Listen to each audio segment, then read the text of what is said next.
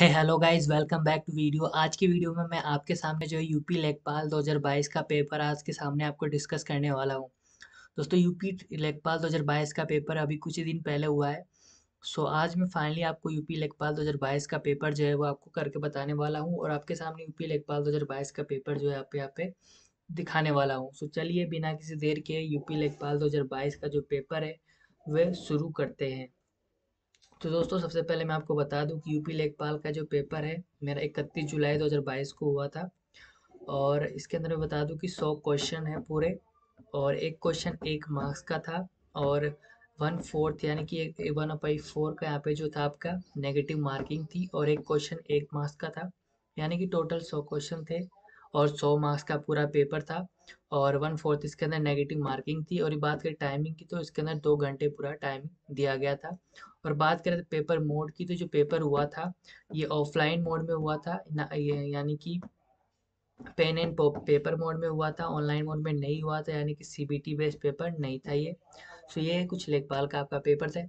Paper यहाँ पे सामने से आपको पेपर ने रख दिया है। सबसे पहले यहाँ पे हिंदी का पोर्शन आता है, उसके बाद मैथ का, फिर जीएस का, फिर करंट अफेयर्स, फिर ग्रामीण प्रवेश का, जैसा कि आपको पता ही है।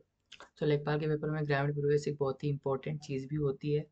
सबसे पहले यहाँ पे हमारे पास आता है हिंदी का पोर्शन। हिंदी के पोर्शन में 25 क्वेश्चन थे, हर पोर्शन में 25-25 क्वेश्चन होते हैं, और हिंदी में भी 25 क्वेश्चन थे, एक क्वेश्चन 1 मार्क्स का था।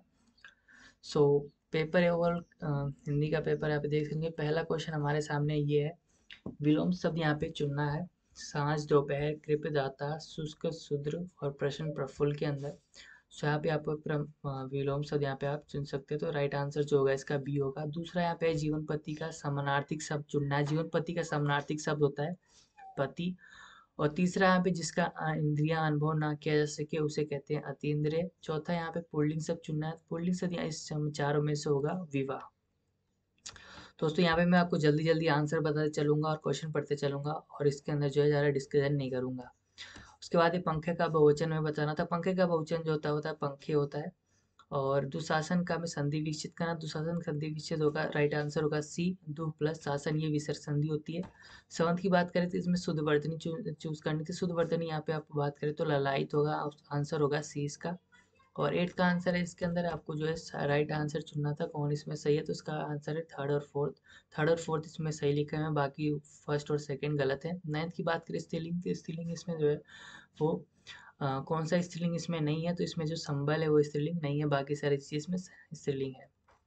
10th की बात करें तो हरि मोहन को रुपए देता है, इसमें कौन सा कारक है, तो इसमें संप्रदान कारक है। 11th में अरुण का अनेकार्थिक हमें चुना था। अरुण का अनेकार्थिक प्रातःकालीन सूर्य और सिंदूर होता है। आज की सभा में अनेकों लोग उपस्थित थे, इसमें गलत शब्द बताना था, तो इसमें गलत होगा अनेकों लोग। 13th का है कि इसमें तत्सम में चुनना है, तो तत्सम में अक्षर होगा। 19th है हमें शुद्धि चुननी थी, तो इसमें सभी वाक्य जो है वो गलत थे। 15th है खग जाने खग की भाषा का मतलब क्या है, तो इसके अंदर है समान प्रवृत्ति वाले लोग एक दूसरे को सराहते हैं। ठीक, उसके बाद फिर आता है पैराग्राफ, यानी कि पैराग्राफ पढ़ के हमें जो है इसके अंदर आंसर देना था। ये पूरा पैराग्राफ पे बेस्ड क्वेश्चन है, इसके अंदर मैं ज़्यादा डिस्कस नहीं करूँगा, और इसका जो है पेपर वगैरह यहाँ पे इसके बाद था। उसके बाद दोस्तों यहाँ पे कुछ 22 के अंदर यहाँ पे बात करूँ तो शलाका का आपको तत्व बताना। तो शलाका का जो तत्व होता है सलाई होता है। आनंद का यहाँ पे परिभाषा बताना। तो आनंद का परिभाषा होता है मोद और हर्ष। मैं अगर बात करें कि अपना पराया किसका कौन सा समास है, तो इसके अंदर द्वंद्व समास है। संधि यहाँ, और उसके बाद 25 के अंदर है सही संधि विच्छेद चुननी थी। संधि विच्छेद यहाँ पे जो आपका सही होगा वो है सी, वीर प्लस अंगना वीरांगना। ओवरऑल यहाँ पर हिंदी का पूरा पोर्शन हमारा खत्म हो चुका है। ये हमारा पूरा हिंदी का पोर्शन था, 25 क्वेश्चन थे इसके अंदर। उसके बाद आता है मैथ का पोर्शन। मैथ का पोर्शन यहाँ पे दोस्तों इजी था, बहुत हार्ड भी नहीं था, और आसान सा पोर्शन है। मैथ का पोर्शन में मैं आपको यहाँ पे बस पढ़ के बताऊंगा, ज़्यादा डिस्कस नहीं करूंगा। मैथ के पोर्शन में क्वेश्चन बहुत आसान आए थे। पहला क्वेश्चन हमारा जो था वो प्रॉफिट लॉस से था, और जो था सैलरी वगैरह से रिलेटेड था, तो बड़ा आसान सा प्रश्न था। दूसरा हमारा जो था वो राइट एंगल ट्राइंगल से था। उसके बाद जो है था 28 जो था वो क्यूब रूट निकालनी थी हमें क्वाड्रेटिक इक्वेशंस की। उसके बाद फिर हमारा जो था वो फिर से प्रॉफिट लॉस का क्वेश्चन था 29, यहाँ पे आप देख सकते हैं। और उसके बाद जो है फिर रोम्बस का क्वेश्चन था, यानी कि अंकगणित का क्वेश्चन था यहाँ पे। और जो है जियोमेट्री का पोर्शन यहाँ पे आया था। उसके बाद यहाँ पे फ्रीक्वेंसी पॉलीगन कितने साइड का होता है ये पूछा गया था, तो क्लोज फिगर होता है। फिर यहाँ पे एलसीएम निकालना था हमें इस गिवन संख्या का। उसके बाद फिर से एचसीएफ और एलसीएम से रिलेटेड यहाँ पे क्वेश्चन दिया गया था 33 में, कि दो एचसीएफ नंबर हैं, उसके दो एचसीएम दो इतने फैक्टर है, तो उसका हमें स्मॉलेस्ट नंबर बताना था। उसके बाद फिर से पैरेललोग्राम दे दिया गया, और फिर से जो यहाँ पे ज्योमेट्री से रिलेटेड क्वेश्चन पूछा गया था। इसकी साइड दे दी गई थी, डायगोनल दे दी गई थी, इसकी दूसरी साइड पूछी गई थी। तो दोस्तों यहाँ पे उसके बाद फिर यहाँ पे आता था मैथ के अंदर जो है आपको मीन मोड मीडियन से रिलेटेड क्वेश्चन आते हैं। मीन मोड मीडियन आपने पढ़ा होगा 8 9 10th में आता है, उसी से रिलेटेड यहाँ पे क्वेश्चन था। उसके बाद यहाँ पे पैरामीटर बताना था हमें, जो है कि 36 के अंदर इक्विलेटरल ट्रायंगल का जिसका बेस इतना है आप बता ही देंगे। उसके बाद दोस्तों यहाँ पे जो है हमें एरिया बताना था रेक्टेंगल का, बड़ा आसान प्रश्न क्वेश्चन था। 14 बड़े आराम से आप बता दोगे। 41 जो है दोस्तों फिर से फ्रीक्वेंसी डिस्ट्रीब्यूशन से आ गया दोस्तों। ये मीन मोड मीडियन और फ्रीक्वेंसी आप लोगों ने जो है 8 9 10 में पढ़ा होगा, ये उन्हीं सबसे रिलेटेड है। उसके बाद फैक्टर्स बताने थे। उसके बाद ग्राफ दे दिया था, ग्राफ से रिलेटेड यहाँ पे कुछ क्वेश्चन पूछे गए थे, जो 4-5 क्वेश्चन यहाँ पे ग्राफ से भी पूछे गए थे। उसके बाद ट्रायंगल से क्वेश्चन पूछे गए थे। सो ओवरऑल दोस्तों यहाँ पे अगर बात करें मैथ के पोर्शन की, तो मैथ का भी पोर्शन बहुत ज़्यादा हार्ड नहीं था, एक एवरेज सा पोर्शन था और एक अच्छा पोर्शन था। बड़े आराम से आप इसको कर सकते थे, आप ढंग से पढ़ के गए होंगे तो। सो ये मैथ का पोर्शन हमारे यहाँ पे कंप्लीट हो गया। तो सो इसका जो है पीडीएफ में जो है वीडियो के डिस्क्रिप्शन में दे दूंगा, आप वहाँ से इसको डाउनलोड कर लेंगे, और डाउनलोड करके आप इसको चाहे तो इस पूरे पेपर सेट को आप खुद सॉल्व भी कर सकते हैं। उसके बाद दोस्तों अगर बात करें जीके जीएस क्वेश्चन की, तो जीके जीएस क्वेश्चन यहाँ पे आपको जल्दी जल्दी बता दूं। पहला क्वेश्चन आया था कि how can you catch a computer virus, computer virus को आप कैसे पकड़ सकते हैं। तो इसका जो राइट आंसर होगा opening email attachment, email attachment को खोलकर। उसके बाद यहाँ पे डैम से रिलेटेड आया था दोस्तों, यहाँ पे डैम को और रिवर्स को मैच करना था, मैच द फॉलोइंग था। सो यहाँ पे ओवरऑल यहाँ पे जो है अगर इसका राइट आंसर की बात करें तो गोविंद वल्लभ पंत जो है वो आपका जो है रिहान रिवर पे है। परीक्षा जैसे ही बात करें तो वो आपका बेतवा पे है। गोविंद सागर डैम की बात करें तो वो आपका जो है हजाद रिवर पे। जामनी रिवर की डैम की बात करें तो आपका जामनी रिवर पे, यानी कि इसका जो राइट आंसर है वो ऑप्शन ए है। वहीं यदि बात करें यहाँ पे करंट अफेयर से क्वेश्चन आया था, who has become the one of the youngest Indian mountain to submit the EPC in Himalaya range in Nepal. तो इसका जो राइट आंसर था वो बी था, रिमिथ मामिया। सो उसके बाद यहाँ पे 54 पे था दोस्तों, आ, हम फ्यूल यूज करके कैसे इन टेक्नोलॉजी को आगे बढ़ा सकते हैं तो पॉपुलेशन इससे कम होगा। सो ओवरऑल यहाँ पे कुछ और था। 2022 की जो करंट अफेयर से रिलेटेड दिया था कि ब्रिक्स का सम्मेलन कहाँ हुआ, तो चीन में हुआ था।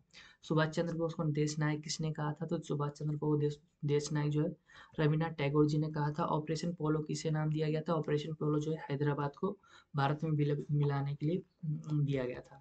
प्रेस की स्वतंत्रता किसमें है, प्रेस की स्वतंत्रता फ्रीडम ऑफ प्रेस जो है आपकी आर्टिकल 19 में आती है दोस्तों। ठीक। निम्नलिखित में किस राज्य में सबसे कम लोकसभा सीटें हैं, सबसे कम लोकसभा सीटें जो है इनमें सिक्किम में थी। ईएफटी का फुल फॉर्म क्या था, ईएफटी का फुल फॉर्म जो है दोस्तों इलेक्ट्रॉनिक फंड ट्रांसफर होता है। बाफिन द्वीप कहाँ पे है, तो बाफिन आइलैंड जो है आपका कनाडा के अंदर है। ठीक। उसके बाद था कि 5 ईयर प्लान कौन सा था जिसके अंदर जो है रोलिंग प्लान को लाया गया था, तो 5वां 5 ईयर प्लान था जिसके अंदर रोलिंग प्लान को लाया गया था। 1942 में कौन वायसराय था जब भारत भारत छोड़ो प्रस्ताव आया, तो उस समय लॉर्ड लिटिंगटन थे। उसके बाद बीसी रॉय पुरस्कार किस क्षेत्र में दिया जाता है, तो बीसी रॉय पुरस्कार जो है आपका वो मेडिसिन के क्षेत्र में दिया जाता है। वहीं उसके बाद था ब्रिटिश शासन के द्वारा जनसंख्या किस पे ज़्यादातर डिपेंड थी, भारत की, तो प्राइमरी सेक्टर पे। उसके बाद है कि डीपीएसपी यानी directive principle of state policy किसके आर्टिकल के अंदर आती है, तो 36 से 51। महात्मा गांधी ने सत्याग्रह कहाँ से शुरू किया था, नमक सत्याग्रह, तो साबरमती आश्रम से शुरू किया था और दांडी पे खत्म किया था। सती प्रथा को किसने खत्म किया था, तो लॉर्ड विलियम बेंटिक ने इसको खत्म किया था। उसके बाद है कि यूपी में सबसे ज़्यादा कौन सी पॉपुलेशन की शेड्यूल ट्राइब रहती है, तो थारू जाति की। उसके बाद है कि यूपी में कितने राज्य जो है सीमा साझा करता है, तो 8 राज्यों के साथ। उत्तर प्रदेश की अर्थव्यवस्था किस पे निर्भर है, तो कृषि पे निर्भर है। उसके बाद दोस्तों यूपी के अंदर सबसे लंबा हाईवे कौन सा गुजरता है, नेशनल हाईवे, तो वह NH2। यदि बात करें कि यूपी में आईटी कहाँ स्थापित किया जा रहा है, तो कहाँ, लखनऊ के अंदर। किस यूपी के अंदर किस शहर को सिटी टेम्पल्स कहते हैं, तो वाराणसी को कहते हैं। उसके बाद है कि which of the following state connect Mediterranean sea to Atlantic sea, तो इसका द राइट आंसर है वो है state of Gibraltar. Okay. So यहाँ पे कुछ ये क्वेश्चन हो गए। उसके बाद दोस्तों ग्रामीण प्रवेश का क्वेश्चन था, लेखपाल के अंदर ग्रामीण प्रवेश ही सबसे इंपॉर्टेंट होता है।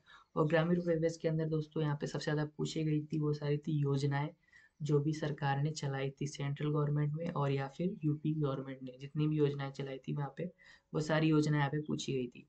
तो सबसे पहले यहाँ पे योजना थी 76 के अंदर कि which of the following scheme survey of the village आबादी एंड द मैपिंग, विलेज की आबादी और मैपिंग करने के लिए किस योजना का यहाँ पे शुरुआत किया गया। तो उसका ऑप्शन है सी, स्वामित्व योजना। 77 में है दोस्तों कि प्राइमरी सेक्टर के चाइल्ड डेवलपमेंट सर्विस की कौन सी मिनिस्ट्री करती है। तो उसका जो राइट आंसर है ministry of women and the child welfare. उसके बाद है दोस्तों कि which of the following scheme aim to empower woman self model S across the country. तो उसका नाम है दोस्तों national rural development fellowship scheme. 79 के अंदर दोस्तों की कौन सी स्कीम गाँव के अंदर रोड बनाने के लिए लाई गई थी। तो उसका आंसर है ए, प्रधानमंत्री ग्राम सड़क योजना। 80 का है दोस्तों की which of the following scheme of the Indian government provide financial help to the widow early people and disability pension के रूप में कौन सी स्कीम है। तो उसका आंसर है NSAP।